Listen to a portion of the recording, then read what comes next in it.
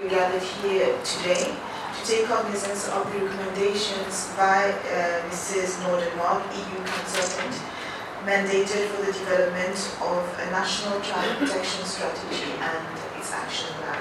It was announced in the government program 2012-2015 that a comprehensive child protection strategy would be introduced.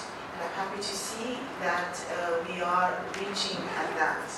Consequently, the Ministry of Gender Equality, Child Development and Family Welfare set the ball rolling for the preparation of such a strategy. And this validation follows the consultative workshop which was held on the 9th June last.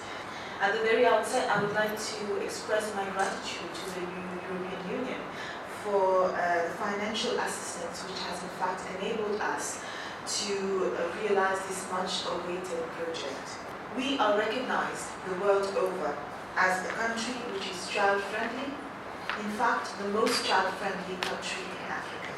The new model proposed by the consultant is geared mainly towards consolidating the national child protection system and rendering it more comprehensive. It emphasizes mainly on preemptive mode of reactivity through consolidation of capacity of stakeholders such as the police, education and health services, as well as civil society members and NGOs. Law reforms, the streamlining of works among the different agencies, as well as shifting the focus to make the system more cost-effective, are also components which have been taken into consideration.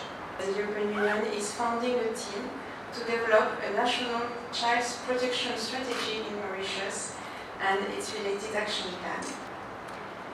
In 2012, the EU adopted a strategy towards the eradication of trafficking in human beings. This strategy called for the EU member states to strengthen child protection systems and stated that to better protect children, the European Commission will fund the development of guidelines on child protection system.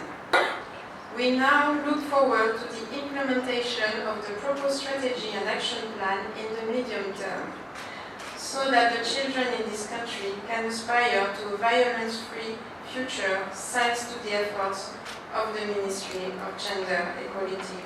So the purpose of the strategy is it aims at shifting away from a fragmented child protection system towards the adoption of a rights-based and comprehensive national child protection system. The strategic vision has been set to 4 main goals. Prevention and early identification, targeting to support the family environment, as this is identified to be the first line of protection for the child. If the family environment is strong, the child will be thriving and will be protected, even if society sometimes is harsh.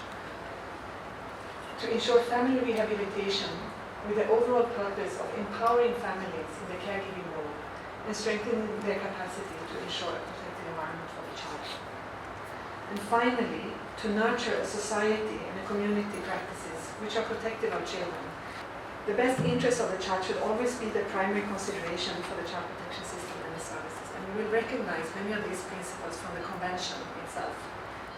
What does it mean in practice? It means a regular case review that has to be carried out and reviewed at least every 6 months for the child and for the family.